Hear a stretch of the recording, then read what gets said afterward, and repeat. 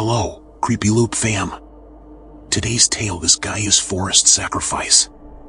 Brace yourselves for strange creatures, magic mysteries, and a spine-chilling encounter. Stay tuned for some serious creepiness, you won't want to miss it. Let's get started. One day, when I was really tired, something strange happened during my drive to work. You know how sometimes when you're tired, you might think you see things that aren't really there? Well, that's what happened to me. I usually drive to work in the dark, and this particular day, the sky was just starting to get light. I don't buy coffee on the way to work because I'm a bit cheap, and I prefer having it at the office. Even though it was early and I was still waking up, I knew the route so well that I could almost drive with my eyes closed. I like to look around during my drive, especially when the sun is rising. It's my me time before I get busy with work and other responsibilities. About 3 months ago, on a beautiful morning, I passed by some old warehouses. I had seen them many times before, and they usually didn't catch my attention. But on that day, something strange happened. As I drove past the biggest warehouse, I thought I saw movement near a small door on the side of the building. It was so quick that I couldn't really figure out what it was. I just thought, and kept driving. A few days later, I saw the movement again. This time, I wondered if someone might be using the warehouse. But I didn't stop to check it out. The faded building, with its rusty doors, had become like background noise to me. I didn't pay much attention to it. Even though I was curious about the movement, I didn't stop to investigate. Sometimes, when we're used to seeing something every day, it becomes almost invisible to us.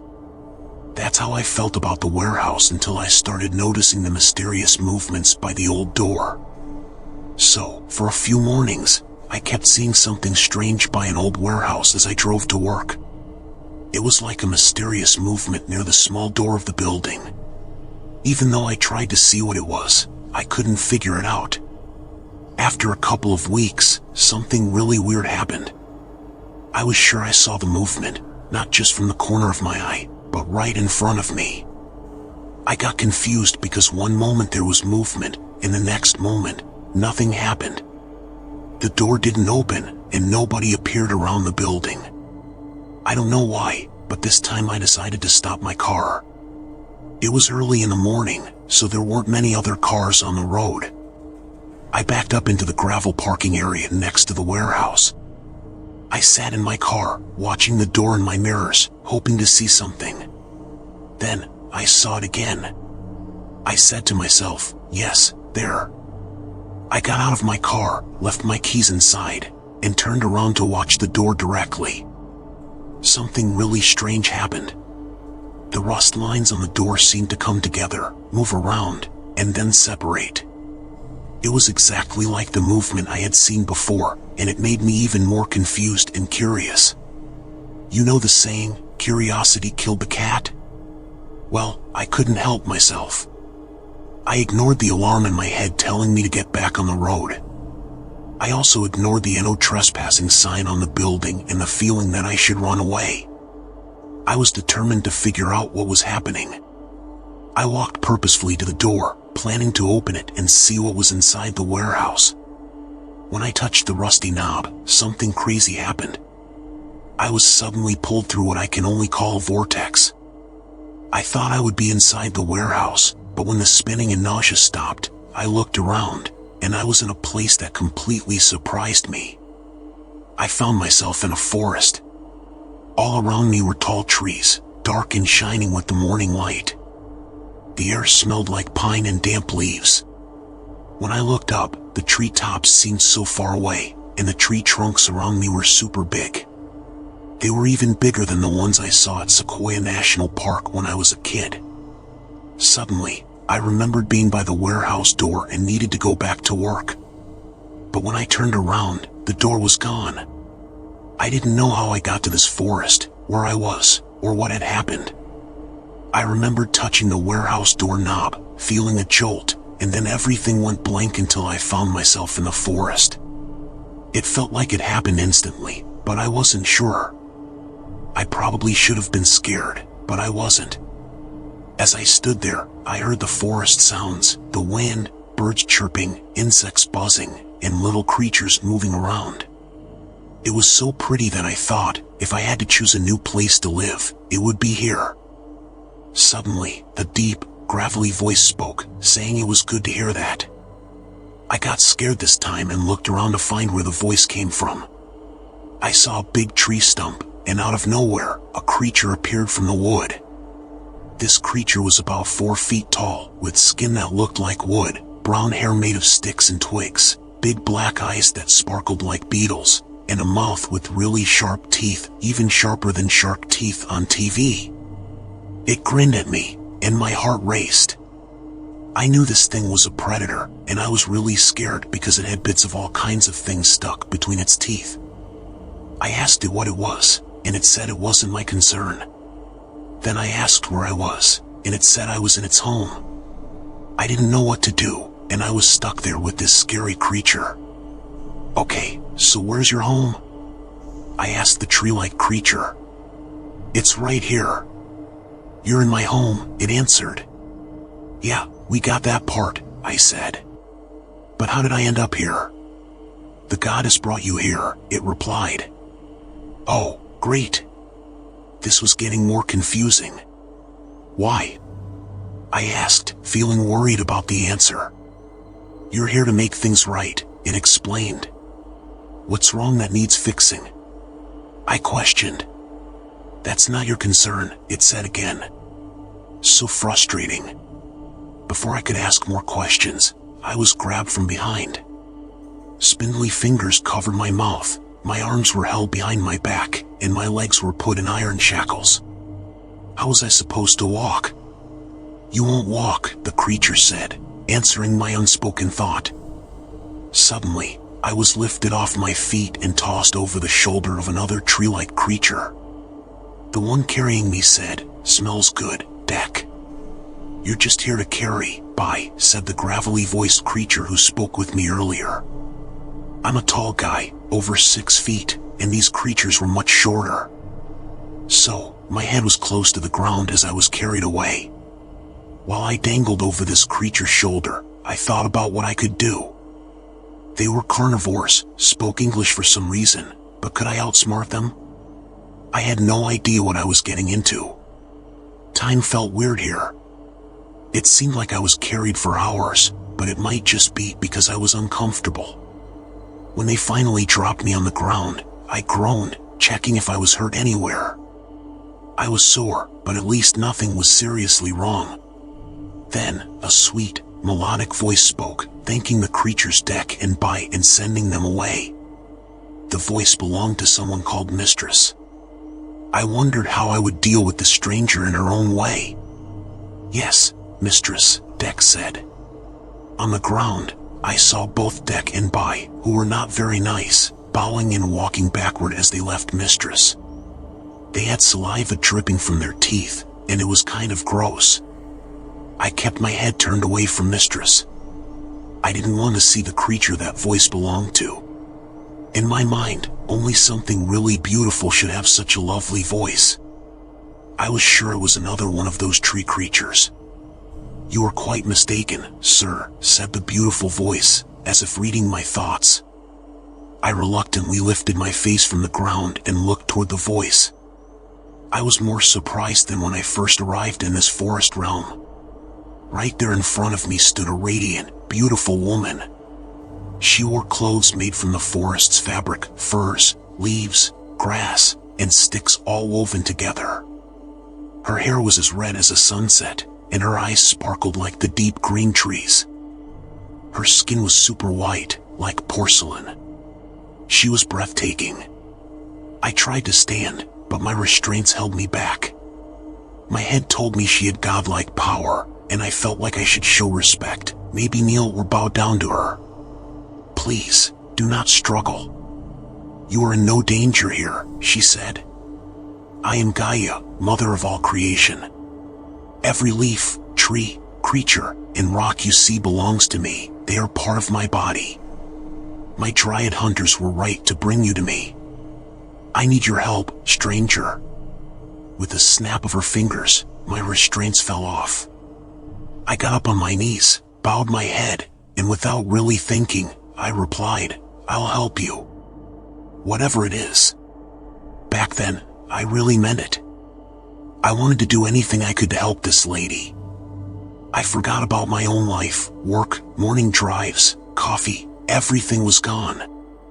I was completely her servant, and she knew it. "Yes, I need your help, and I am grateful to have it willingly," she said. "Please, stand up and come with me." I stood and eagerly walked beside her with almost worshipful movements. I was so eager to assist this lady that I was practically panting. Being around her was more powerful than anything I had ever felt before. I was ready to lay down my life for her. In just a short time, I went from worrying about my daily routine to willingly following this goddess, because that's what she was, into the unknown of her forest. I didn't care about anything I left behind. She floated along the forest floor, and her dress seemed to change with the terrain, moving her forward without her even having to step on the ground. Meanwhile, I had to jog to keep up, tripping over roots and rocks with my big, clumsy body. I probably would have done better if I had been watching the ground, but I couldn't look away. I was completely captivated by her. Was it love at first sight? Love, yet not love. Worship? They felt the same, but I didn't care. After what felt like a very long time, we reached a clearing in a dense forest, a nearly perfect circle surrounded by even larger trees than the ones I saw when I first arrived. They were unbelievable. Creatures moved everywhere, up and down the trees, busy with their work. High up, there were structures, homes, bridges, swings, lights, and creatures. It reminded me a bit of Ewoks from the forest moon of Ender, but much bigger. When Gaia entered the clearing, all the activity stopped, and every creature knelt and worshipped her. She smiled and said, "Thank you. You may resume your work," and then gestured for me to follow her. I happily followed. On the other side of the clearing, there was a big, natural-looking structure made from sticks, leaves, rocks, and other things. We went inside.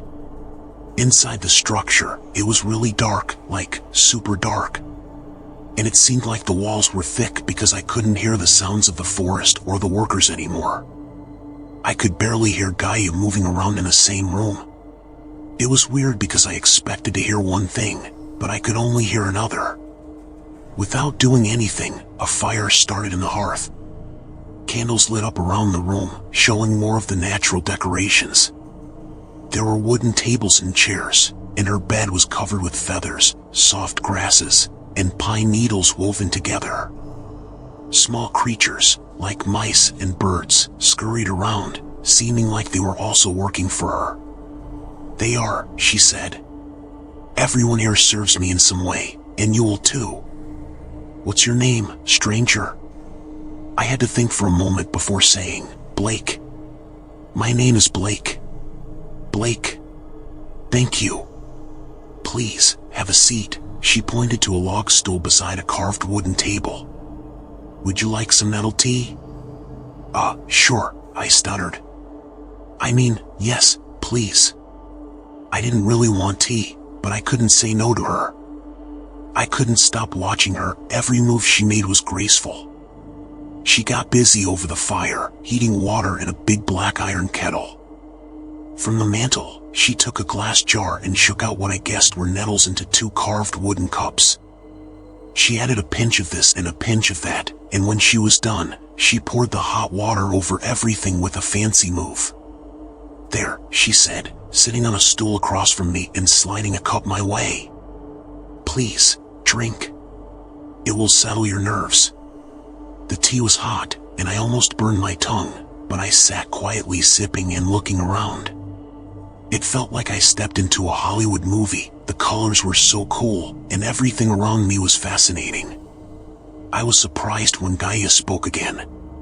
"I've told you I need your help, Blake, and you said you're willing to give it. Are you still willing?" she asked. "Yes," I answered quickly, almost spilling tea on my shirt. Good. Tonight, you'll stay here. Tomorrow, I'll tell you how you can help me. Okay, I said, feeling a bit dumb. At that moment, I would have done anything for her. Maybe it was the tea or just being near her. After that, Gaia didn't say anything for the rest of the day. We sat quietly for a long time until it was way past sunset. Then, she got up and signaled for me to follow her. She bent down and opened a door hidden in the floorboards. I wouldn't have noticed it if she hadn't shown me. Without speaking, I understood I should go down after her into the darkness. I wasn't scared at all now. I almost forgot about being scared of her dryad hunters. I trusted her completely, and everything else in my real life seemed like a faraway dream. The stone stairs below were well used, with a slight curve on each step showing their age. I could tell this passage was very old, and it felt special to be allowed in. It felt like a sacred place. As we went down, it got cooler, darker, and harder to see, but I never reached out for help or complained. I trusted her and followed. I could hear her footsteps clearly on the steps, and I realized how important sound was.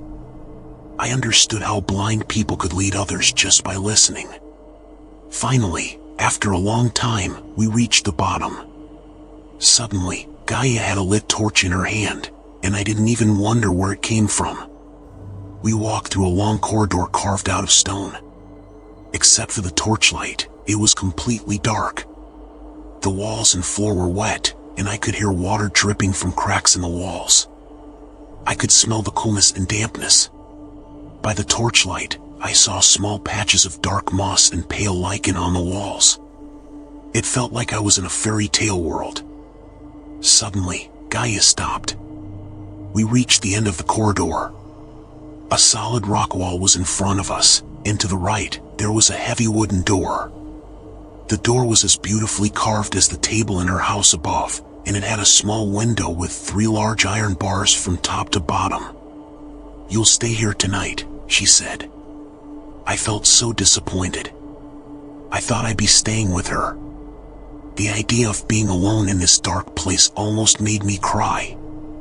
With a wave of her hand, the iron latch opened, and the door swung open to reveal a small room with the same stone walls and floor as the corridor. There was a mattress in a corner and a pot, and besides those, the room was empty. No windows. No light. Suddenly, I felt scared again. "Don't leave me down here," I begged. "Please let me stay upstairs with you." If I had been thinking clearly, I would have been shocked at how desperate I sounded, like a whiny child. "You will be perfectly safe here. Above, you may not be. It's more important that you stay safe with me. Trust, Blake." Her words didn't really ease my fear, but I agreed and went into the dark, damp room. I went over to the mat in the corner and sat down, finding it surprisingly comfortable and fresh. It didn't smell or feel as bad as I expected. "I'll come back for you at dawn," she said. The door closed tightly, and I watched through the barred window as the torchlight faded. That night was both awful and amazing. As I settled on the mat and covered myself with the blanket I didn't notice at first, I lay in the deep silence and tried to make sense of things. My mind was so confused. When I was with Gaia, I felt fine, ready to do whatever she asked, no matter what. But when I was alone, I started remembering things, how I got here and what I left behind. I thought of the creatures who brought me to Gaia, and I was scared of them. Their shiny, soulless black eyes and razor-sharp teeth were nightmare material. Even though I was on a soft mat with a warm blanket, I couldn't get comfortable. The air was chilly and damp, even though I didn't feel it physically. I could smell the wet stone and hear water trickling somewhere. I heard creatures moving both inside and outside the room. Every time I thought I might fall asleep, a sound would startle me awake. I wasn't scared, but I wasn't calm either. Looking around, the walls faintly glowed. I thought it might be some kind of light from living things. I even touched the walls once, but my finger came away dry and clean. I wondered if I might be imagining things. It was a very long night with little sleep. Dawn brought noises in the corridor outside my room, heavy, grinding footsteps that I knew couldn't be Gaia's. She wasn't coming to get me at dawn, someone else was. The door to my room opened quickly, and one of Gaia's dryad hunters walked in with a grunt. The creature's teeth sparkled in the dim light. "You are to come with me," it said. I didn't hesitate but got up from the mat and followed, even though my nerves started jumping. These creatures were creepy at the very least and super scary at the most. Trying to make conversation, I asked, "I'm sorry, are you Deck or Bi?" "I am neither," the creature said. "I am Rel." "Rel," I repeated. Either these creatures had short names, or they all had three-letter names. "Three-letter names are our custom," it answered, reading my mind. I tried really hard not to think of anything else after that. I just followed Rel through the corridor, kept my mouth shut, and stayed alert with my eyes and ears open. We passed what I thought was the long stairwell to Gaia's home. When I started to ask, Rel said, "We do not go to Gaia now. You will see her at sunrise." Oh. I continued to keep my thoughts quiet until we reached another long flight of stairs going almost straight up the side of a steep stone wall. I couldn't see the top from where we stood at the bottom, but with a torch in hand, Rel started to climb, and I had no choice but to follow. The stairs were built into the rock face, so one side was just more rock, and the other side, if one slipped, was a fall to one's death. I'd never been particularly scared of heights, but this was dizzying, especially because I could only see a step or two in front of me by torchlight and Rel's tree-like feet continually moving upward. I tried to stay as close to the wall side of the narrow steps as I could. My heart stayed in my throat until, after what felt like a really long time, we emerged through a door and stepped into the large clearing I'd seen the day before. It was almost dawn. The light, barely gray overhead through the tops of the dense trees, smelled sweet and refreshing after the underground room and long corridors. In the center of the clearing, a big structure had been put up overnight. From where I stood, it was hard to tell what it was exactly, but it looked like a large X, dozens of feet tall and half as wide. It towered over the clearing, even as big as it was, and seemed to fit well with the enormous trees all around. I couldn't figure out what it was for. Just as the sky started turning pink above me, I was suddenly shackled and cuffed again. A hood was forced over my head so I couldn't see, and with a sharp jab of some kind of tool, maybe a weapon, I was guided forward